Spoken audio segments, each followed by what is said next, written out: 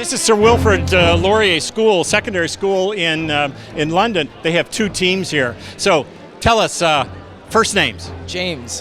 Nassim. Evan. Alex. Stephen. Jared. And I'm also James. Two James. That seems to be a flavor here of other teams. You got to have people with two names. So the one I like is Jacob Tutu. Anyway, James, what was the biggest challenge here for your robot? Oh, the biggest challenge I'd definitely say was the coding. We got most of the build done pretty early on once we really figured out what we were doing. But then the code, we went through a lot of trial and error. None of us really had experience. So I would definitely say that was the most challenging. So this is the first time for all the team? Yes, And it is. And your challenge, what's your takeaway? What'd you learn? My challenge was probably, I found like the designing part of it was very difficult. How are we going to hold the marker because there wasn't very many pieces that could hold this circular shape of the marker. Right. That was probably the biggest challenge I found. And for you?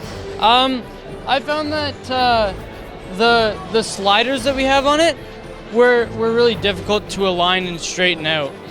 And finally we got it, but it took a lot of work.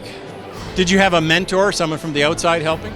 Well, we also had Armo Tool help us out as well, and they were really helpful. We also toured their facility as well, and that was really a great learning experience. To see how our sponsor really helped us out. Your team name is Ram Furno. That's correct. Yeah. What do you think the importance of that name is? Sorry, I have no idea what I'm just asking, so we'll cut away to something else. What was your biggest challenge on this team? I would have to agree with James over there. The coding was definitely probably the hardest thing. It's just, since none of us had done it before, we hadn't had much experience, and getting everything accurate was probably the hardest part about that. Now it's iconic programming, so I mean it's relatively simple. Apparently, yes, it is.